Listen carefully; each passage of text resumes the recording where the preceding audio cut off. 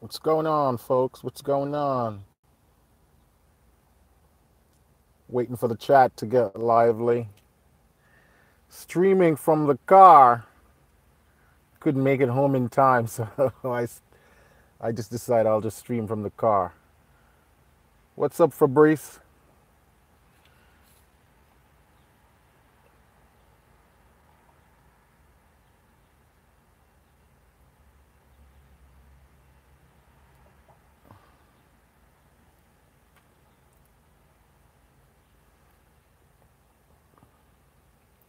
So I just wanted to log on today to chat with you guys, answer questions, check in, see how you all doing. Yeah. Chilling in New York. Oh, thanks, man. Greeting from France. France King. How is the piano treating you?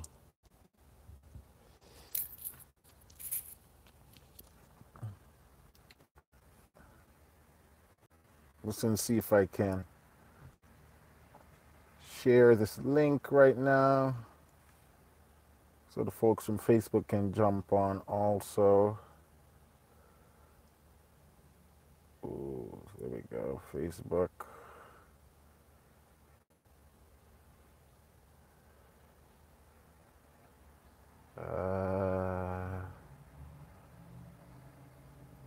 That's weird.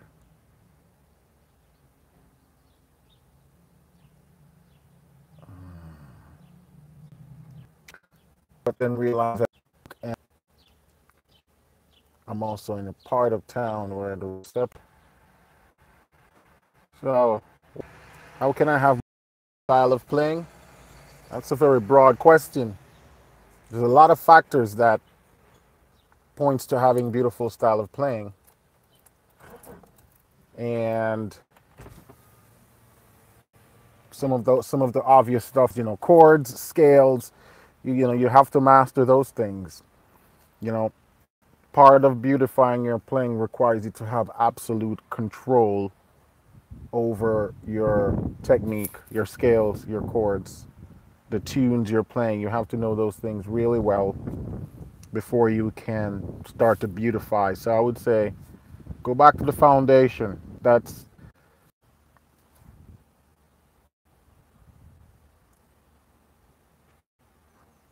Oh, thanks, man.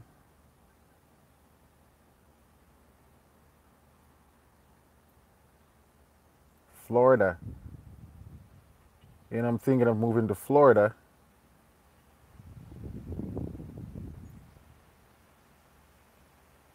I need to be where the warmth is. I'm still in Maine. And Maine is still chilly this time of year.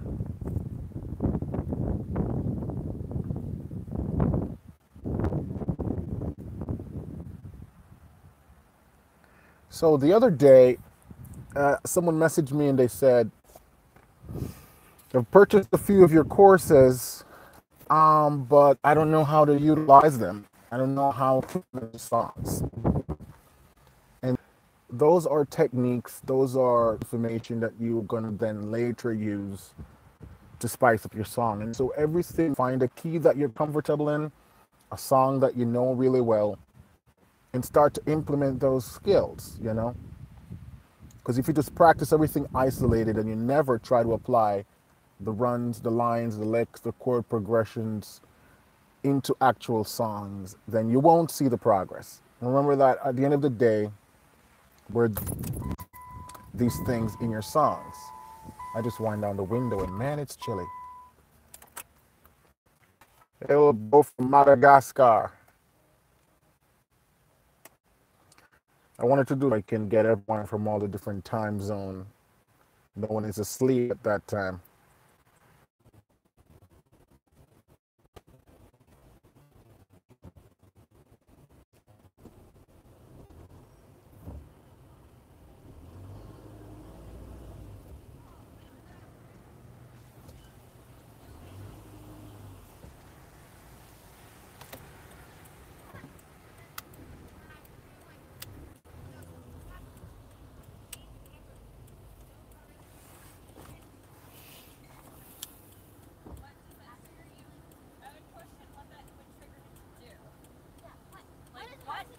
Have I ever studied Hanon?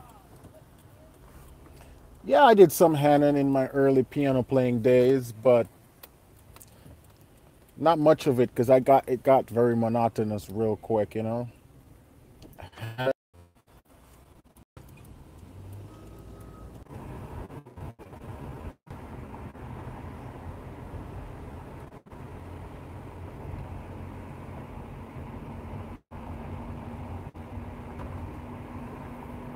So someone asking about Meticulous. So I shot a tutorial a few months ago on Meticulous because I think it's a great software. But since then, I have received so many emails about problems folks are having with Meticulous, and so I just wanted to clear up some things. That one, I am not an affiliate of Meticulous. I have nothing to do with the development of the software. I don't even know the guys that created the software personally. I know the guys over at Gospel Musicians are the ones that sort of run the program, but I just like the program, and so I recommend it to you guys. But any technical questions you have regarding Meticulous is not something I'm going to be able to help you with, because I'm not the owner of the software. And so if you buy the program, and you're experiencing issues with the software, then you have to contact the guys at the website where you purchased it, because I can't help you. One thing I do know though is that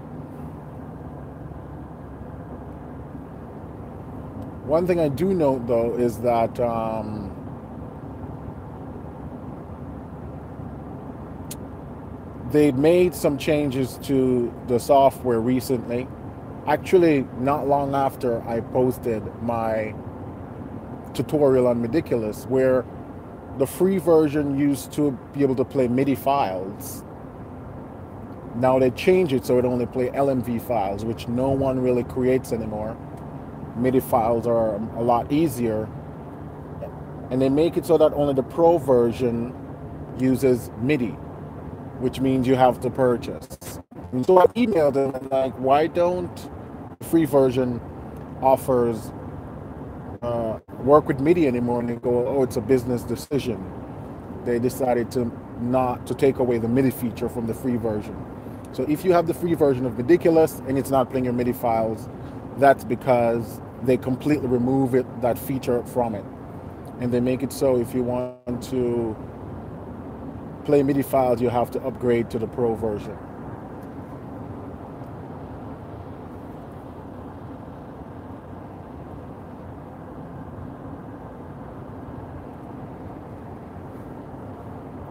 How do I come up with chord progressions when writing songs? Chord progressions comes from the melody. The melody is going to dictate what chords you can use. And there's a lot of ways to approach this. There's no wrong or right way. But you have to look at the melody, pick out the melody of the song, and then listen to the different types of harmonies that goes with the song. It's a trial and error process. And the more you exercise that skill, the quicker you'll get to be able to find chords. I actually was working with a songwriter about 2 hours ago, and that's what she hires me for, to help her come up with chord progressions to her songs. This is something I'm probably going to have to do a tutorial on, because there's a lot of things to think about when writing melodies and chords. I actually have a course called How to Harmonize a Melody, in that I go over a lot of the details, and I come up with a brand new melody from scratch, and I show you how I harmonized that melody and go through the steps. So you can check that out.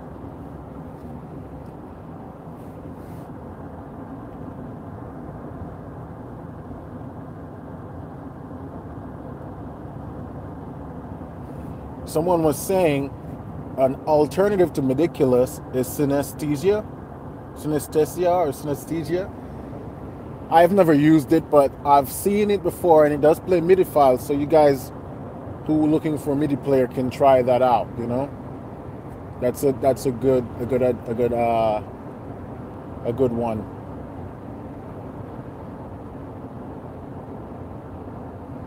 I'm just scrolling through some of the messages here.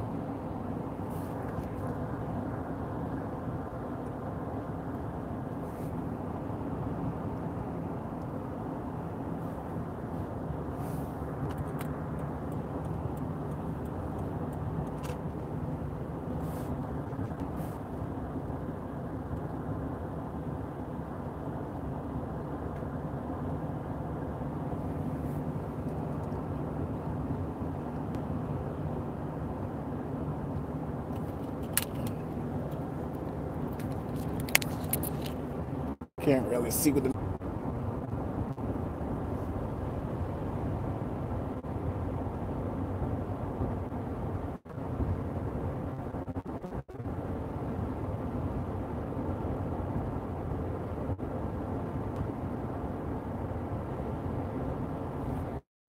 All right, so if you see me jumping on and off, guys, it's because I'm experiencing some connection problems. So the live stream is not that steady, so I apologize for that. I am not at home, as you can see, so I'm experiencing all sort of drop in the internet connection.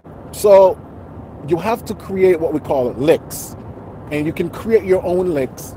I'm actually doing a course right now. It was supposed to be posted this week, but I got delayed, and it's most likely going to be posted next week.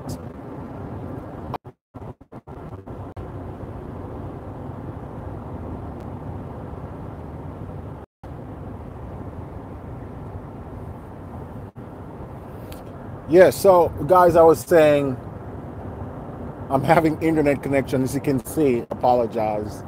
I didn't want to start the streaming later because I told you guys. So if you keep getting disconnected,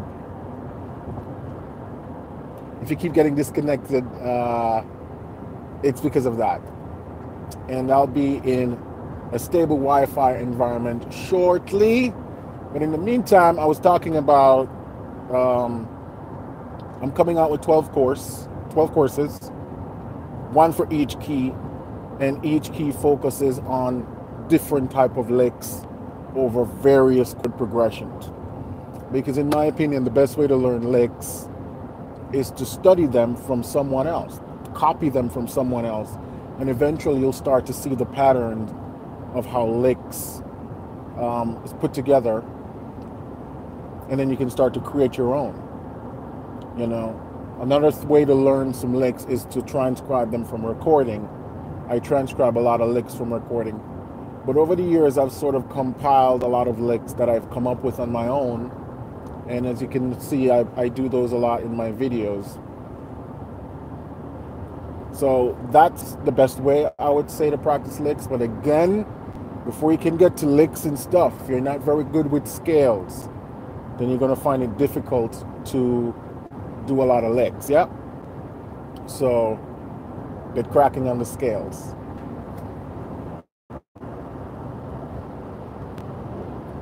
Da-dee-da-da. How do I break down fast praise songs? Well, if you've looked at my last YouTube videos, I showed you a feature that YouTube implemented where you can slow down any video.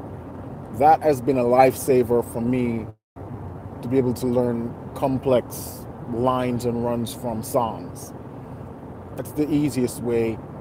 You click the little wrench under the video if you're on a desktop. If you're on your mobile device, the three dots to the top left, top right of the screen, you click on that and you're going to see a drop down menu, and it's within there you can find the control speed to be able to slow down the video.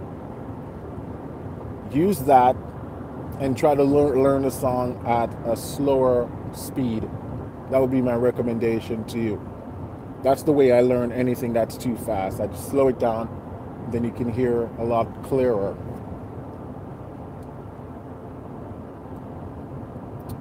Da da dee da da da da. Alvan, question.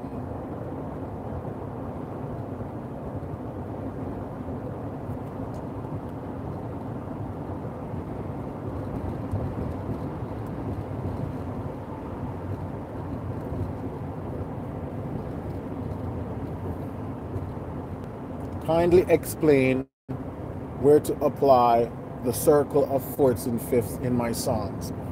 Well, the circle of fourths and fifths, it's not something you just apply to songs like that.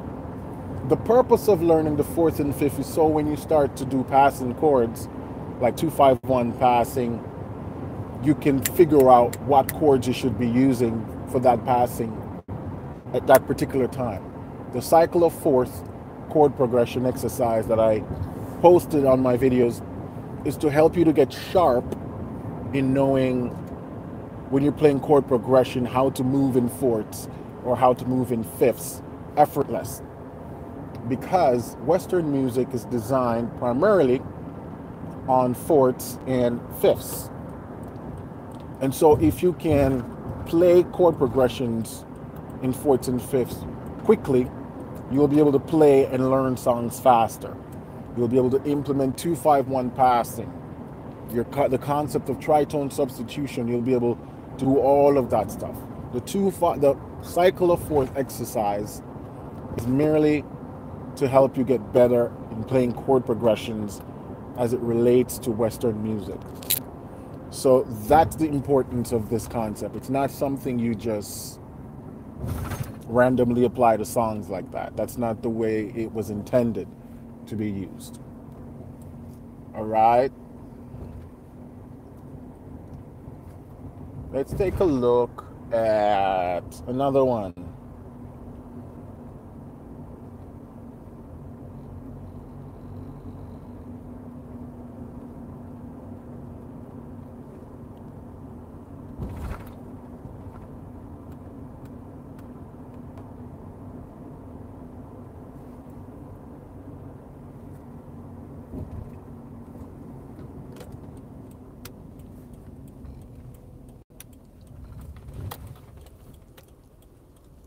All right, guys. So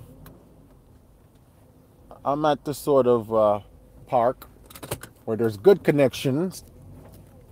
I'm just pulling up.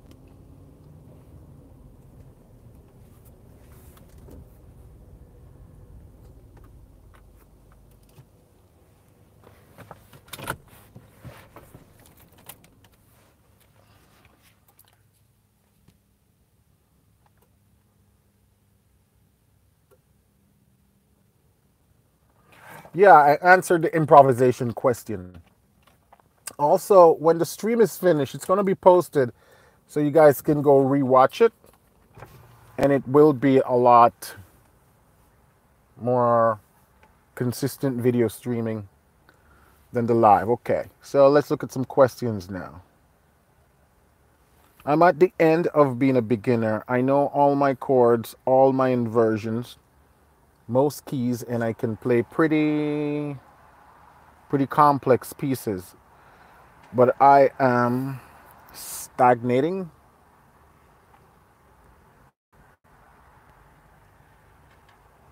Do you have any tips for me to start intermediary? Well, and this is from Craig. Craig, the best way to get out of a rut is to start learn new concepts from others. So if you haven't been implementing the exact things you see I use in my videos, I would highly recommend you do that. If you haven't gotten any of my courses that talks about chords, the way I play chords, licks, the way I play licks from my YouTube channel and all that stuff, I would recommend you start to do that, because it will open up to you a whole different way of playing, a whole different way of looking at music from my perspective. And that will also jolt your creativity in motion. Because when I get stuck and I need inspiration, I look to other players that I admire and I just try to copy stuff they do, you know? So that's the best way.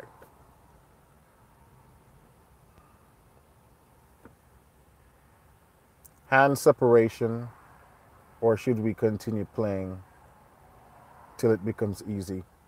Well, that's a two-part kind of thing. Hand separation comes, you get better at it as you get more efficient as a player.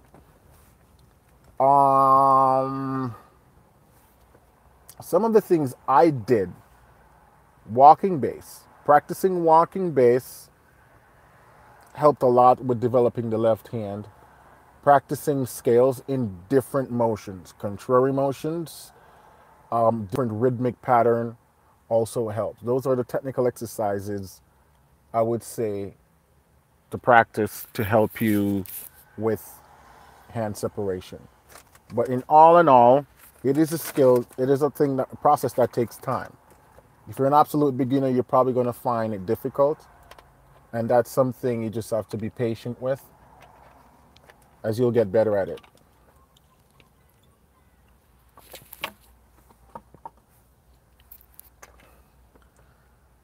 So get some more questions.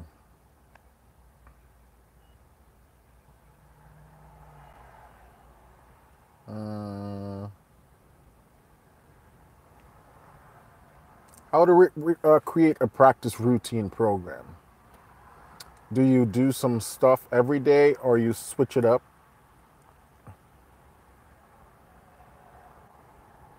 Also, do you practice all your scales and repertoire from time to time? Scales and repertoire, I'm guessing you wanted to ask that. So I change up my practice daily.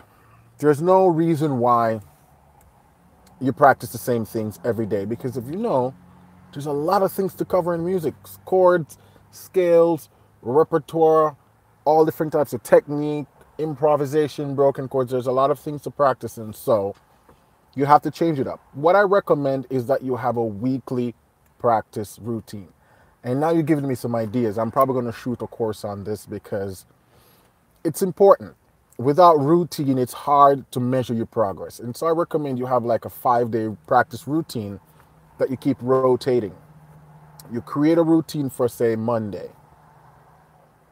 And that could be 3 major scales, 3 chord arpeggios, some progressions, like a particular progression, say a 1-6-2-5 progression, and say a tune. And that's what you work on Monday. Tuesday, switch out some of those pieces. You can keep some, but switch out some, implement something else, probably 3 different scales, probably a different tune, probably 3 different arpeggios. You do the same thing for Wednesday, Thursday, and Friday. And you just rotate that.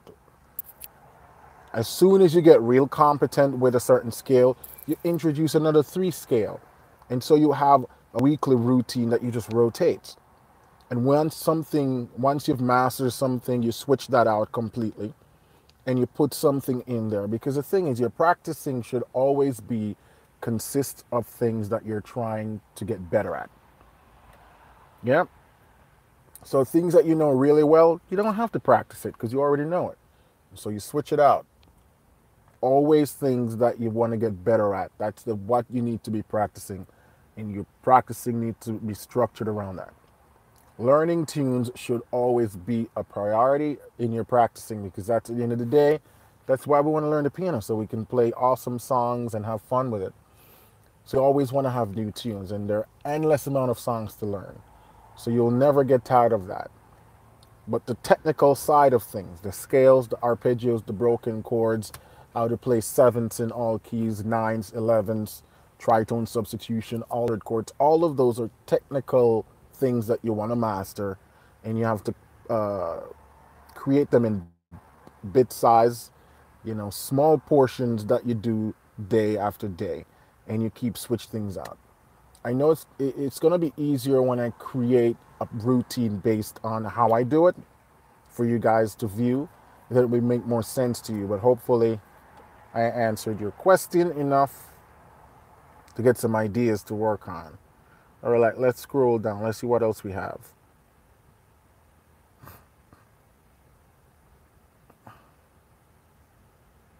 Mm-hmm.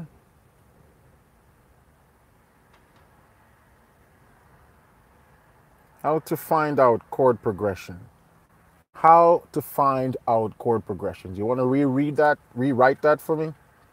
I don't think that's complete. I think you're trying to say, how do you figure out chord progressions from a recording?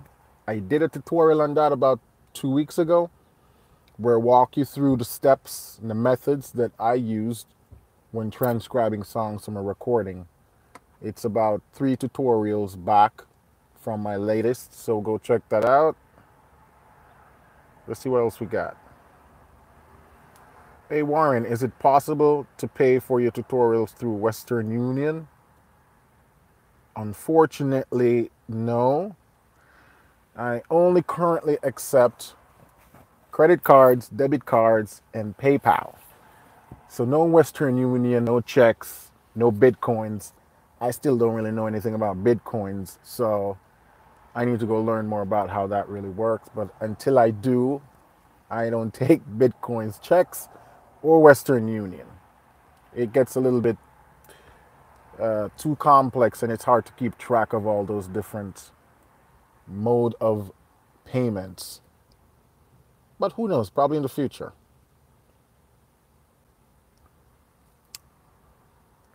Next question. Is it important to play with mixed chords like dim, augmented, and add chords to play simple chords like seventh sus? The way I look at it, think of playing a song like a recipe, baking a cake or cooking a nice dish. You implement or you add the necessary things to the dish based on what it needs. You know, if you're baking a cake, you add things that the cake needs. If the cake doesn't need a particular item, you don't add it. Same thing for the song.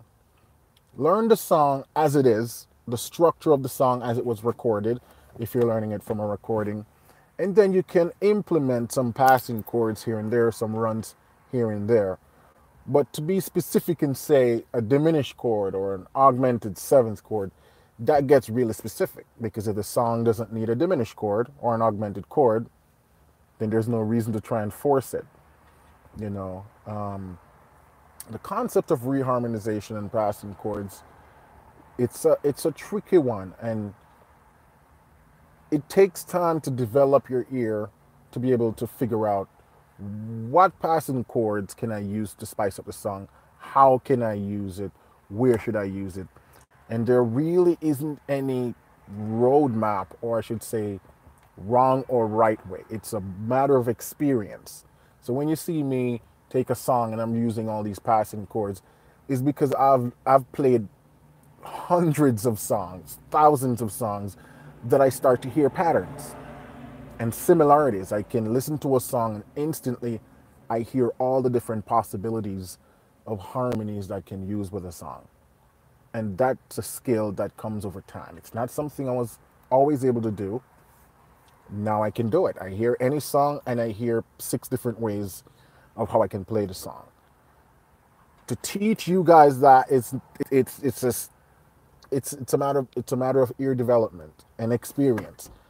And I can't teach experience. I can teach concepts and I can teach methods of things to practice to eventually get there. You know, and this is why I release so many courses and so many videos. And it's your job, guys, to really study each video, try to understand the concept. If you're a beginner, some of these things might be over your head, and it's okay. Eventually you'll get there. But, you know, you try to study the videos and understand the concept, because that's what's going to open up your ear to the possibilities of what you can do. And I always talk about constant experimentation. You got to experiment, try new things. Music is an art. And so when you're playing, just try things. Sometimes it works, sometimes it don't.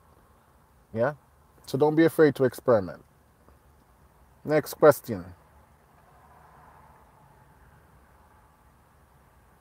Is there a correct way to finger a particular song, or do you just finger it where it's most comfortable for you? Well, that's a two-part thing. Because if you have bad technique, then the bad technique might feel comfortable to you. How do you know if the technique that you're using is not good or is it bad? One, does it sound smooth when you play? You want to sound smooth, you want to be relaxed, and you want to make minimal amount of mistakes. Ideally, you want to make no mistakes, but we're humans, we make mistakes. So those are the things. If you're not able to play smoothly, if you're not able to play comfortably and relaxed, meaning no tension, then something is iffy with your technique. And this is again why I go back to stress that you have to practice scales, chords, broken chords, and in all my courses I show you fingerings, how to play chords. Why?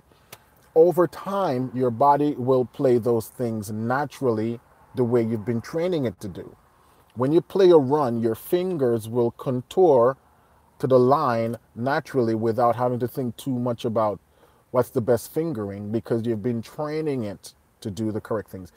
Take an athlete, track star, football star. You notice the kind of routines that they practice? Running through tires and around tires, and they're little routines that they practice daily, weekly, yearly, for 10 years. They just keep doing that, and you're practicing their form. You look at a bodybuilder, the same thing. When he's lifting a dumbbell, there's a particular form that his body takes when he's doing that. Pianists has to do the same thing. By practicing scales, by practicing your arpeggios using the recommended standard fingerings, your body will start to play more comfortably. You'll be more relaxed when you play. And the concept of what's the best fingerings to use when playing a song, you'll think less and less about that because your body will start to use the fingerings that you've been training it to do when playing particular chords. So go back to what I said earlier. In your practicing, you need to have a section that's devoted to technique building. I also have a course on technique where I talk about all the different things to use and to practice: scales, arpeggios, broken chords, octaves, chromatic scales, a bunch of stuff. Technique has to be a part of your practicing. Huge things, guys. All right, let's see what else we got for questions. How to develop the ear for chords, especially more complex ones. The best ways to play them. If you can't play a particular chord, then you're probably not going to be able to identify it in a recording. Again, it's why I create all these courses. By practicing these chord progressions, after a while, naturally, you'll start to hear them. But if you can't play a particular chord, then you're most likely not going to be able to recognize it. If you play a lot of sevenths and ninths and 13ths and 11ths, you'll start to hear them in recording. If you've never played a 7th, 9th, or 13th, then you're not going to be able to recognize them. So it's a twofold thing. You start to play the chord enough, you'll start to hear it in recording.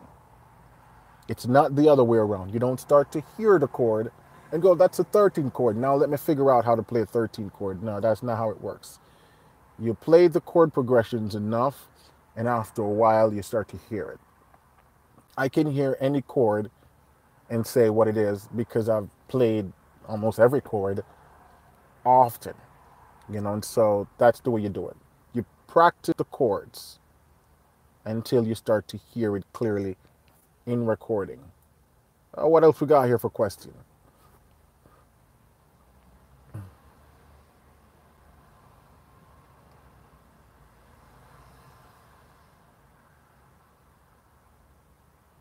There's a lot of questions here. I'm scrolling.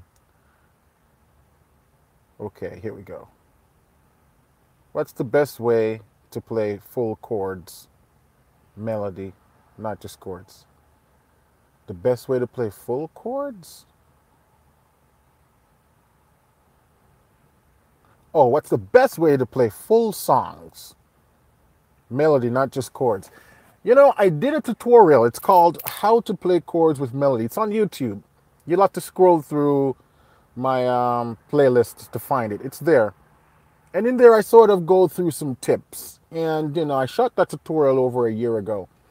And it's due for an update. I'm going to do an update on that because I realized while that was helpful to a lot of folks, there are a lot more to playing chords with melody. You know, it's a complex skill because when you're playing chords with melody, you're playing bass line, you're playing chords, and you're playing the melody. It's a three-part thing you're kind of juggling. So I'll do some updated information on that concept because it's not something that I can explain through just talk saying, you know, do this, do that. That one's a little bit more complex and require a course.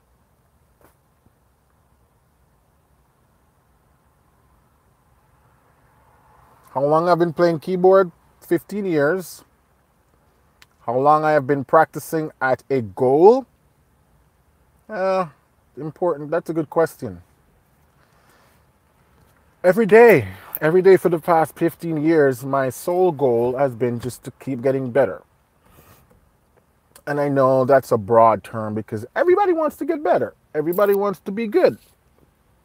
So the way I always think of goal setting is to set attainable goal. 3-month goal, like boom. Today is May 24th. 3 months from now, where do you see yourself? 3 months from now, what is it that you want to be able to do? So instead of just saying, I want to be good, that's too broad because everybody wants to be good. And there's a lot of factors that plays into you being good or getting good. And so set more attainable goals, reachable goals, short-term goals. Like in the next 3 months, I want to be able to play all 12 major scales hands together. That's a more attainable goal, you know what I mean? Or within the next 3 months, I want to be able to play all my 7th chords in at least 6 keys. And so if you set 3-month attainable goals like that, it's easier to keep track of your progress. It's easy to see how far off you are. You know, 2 months in, am I going to be able to meet my 3-month goal marker? And so if you set 3 distinctive or 4 3-month goal, because 3, 4 is 12 within a year, you break up the year into quarters, yeah? 3 months. And you said, all right, for the first 3 months, I want to be able to do this. You write it down, and every week you check yourself to see how closer you are to that goal, yeah? Once you achieve that goal in the next 3 months, it gives you some momentum and traction to take on the next 3 months, take on the next 3 goals. And you do it like that. And if you do it like that for 5 years, you'll be amazed how much you'll learn. You'll be a master yourself in 5 years. But you have to set sort of small attainable goals like that. Because if you just set one long-term goal and say, I want to be good like Warren when I play the piano, that's too broad. It has no end, and there really isn't any way to get there. So you set more definite, attainable goals, 3-month goals. Say, in the next 3 months, I want to do this. Be realistic. You know, in 3 months, a realistic goal. Set that. What is it that you don't know that you'd like to know within the next 3 months that's attainable? And you work it like that. All right, let's see what else we got. I only have about 10 minutes or 5 minutes. So I'm going to try and see how many of these questions I can get through.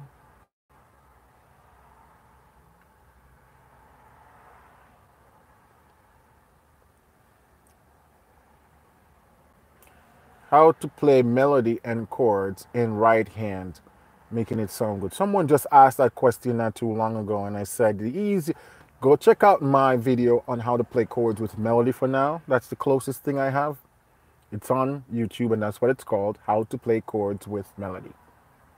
It's, you know, I don't remember what tutorial number it is. If someone remember what tutorial number it is, please post it right here for me. But I'll do an updated video on that.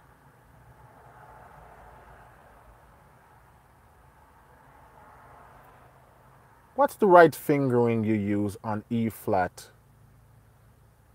churchy blues scale or pentatonic scale. If you check out my course, The Intermediate Guide to Playing the Piano, I cover all 12 fingerings for the blues scale and all 12 fingerings for the pentatonic scale in that course. The Intermediate Guides to Learning the Piano. So go check that out.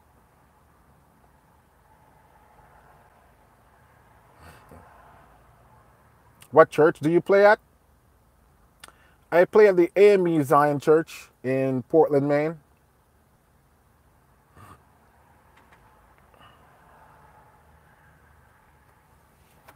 Let's see. Hello, my bro from the Bahamas. No, I'm not in the Bahamas. I'm in the United States. Any advice when you're hitting a chord twice to make it more interesting? Hitting a chord twice. Well, it depends on the style of music, because if you're playing something more bluesy, then there are a couple options you can do, which I have some videos coming out on. If it's something more mellow R&B, I would just say try to put some runs. Nothing fancy. Or try to play the chord in a more arpeggiated, broken fashion. And that should create some interest to the chord.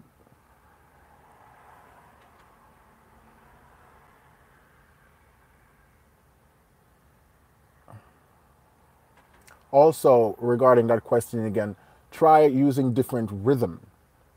Try playing the chord using a different rhythmic pattern, and that usually creates some interest. How can you reharm, for example, 3-6-2-5-1? Well, it depends on how, is it one chord per measure? Is it two chord per measure?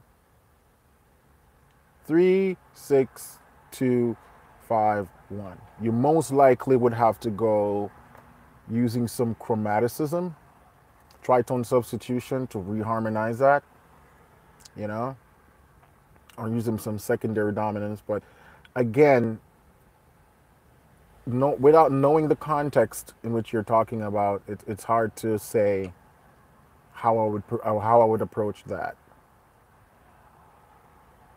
I want to learn a particular style, but there are no lessons anywhere.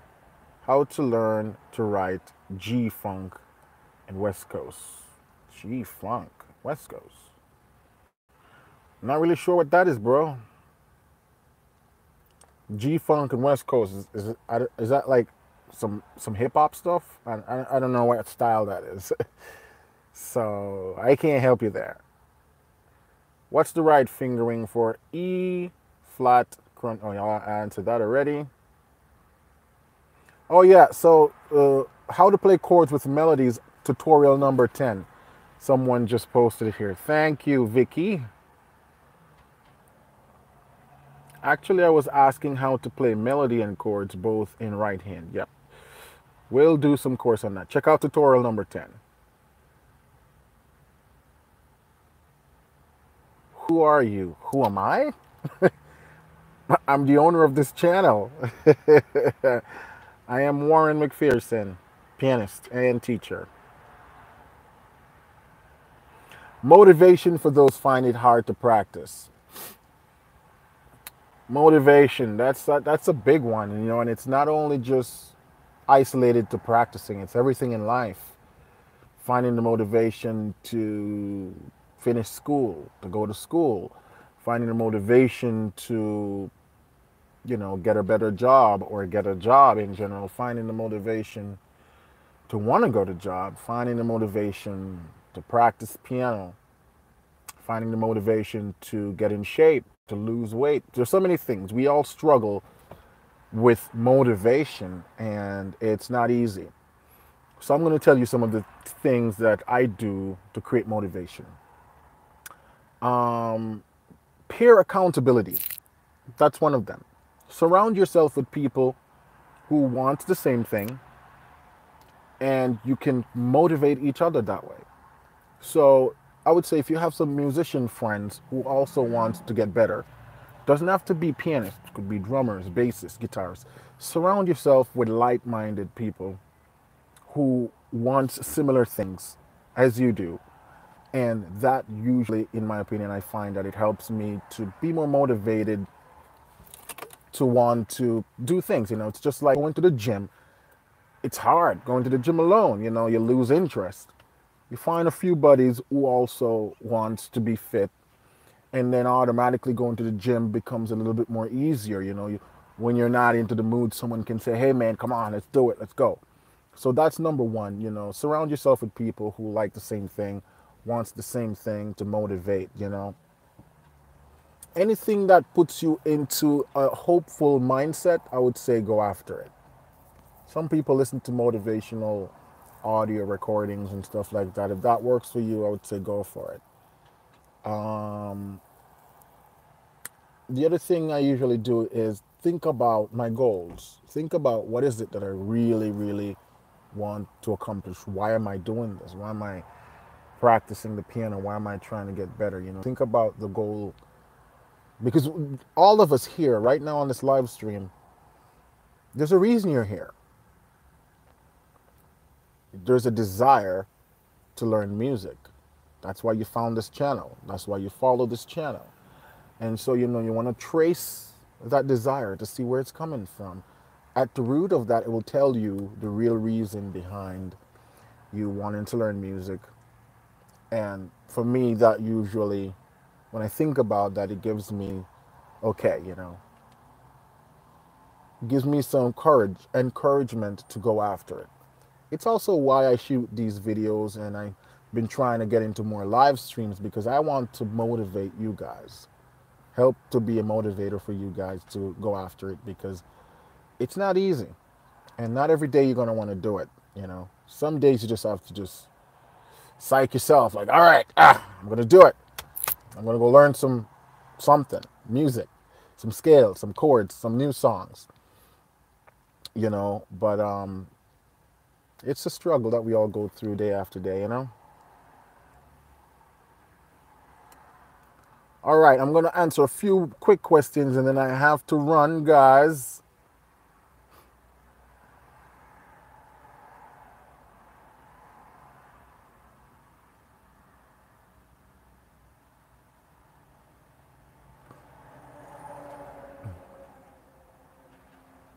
Motivate, okay. Hey, Donna, how are you doing? Donna, you got to post a picture of that shirt that you got. Post it on Facebook and tag me in it. Do you read music? If so, how often? I don't do a lot of reading anymore because I'm not required to. The style of music I play now, I'm not really required to read. So I would say, because of my teaching, I teach piano locally. I read music from my students playing their pieces, but it's more on the simpler side. But reading is not something I practice that much anymore.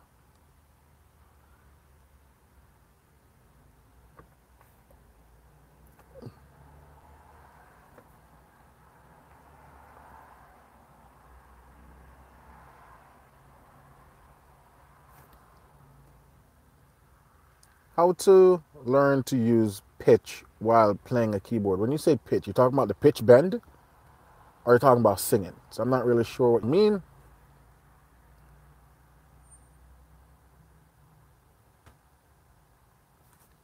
Example of progressions where you can use augmented chords. That requires a video. I'll have to shoot a video on that.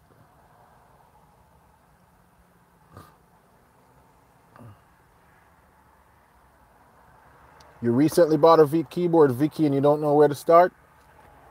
Head over to my website and check out the beginner's guide to playing the piano. That's where you should start. Yeah.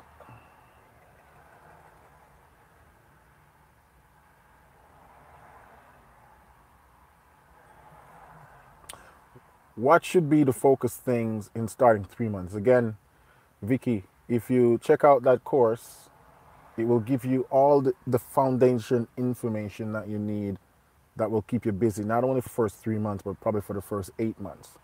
Hey, coach, I will take the pick. I haven't gone to my post office box yet. What? You got to go to the post office and pick up the shirt. All right, guys. Anyway, that's all I have for today live stream. Sorry. I wasn't able to stream from home where the internet's a lot more stable.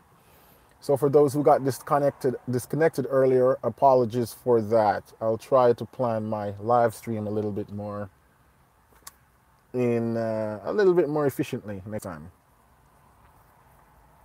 All right, so y'all have a wonderful and blessed Thursday, and I will see you soon in a tutorial or in the next live stream. So until then, what do we say?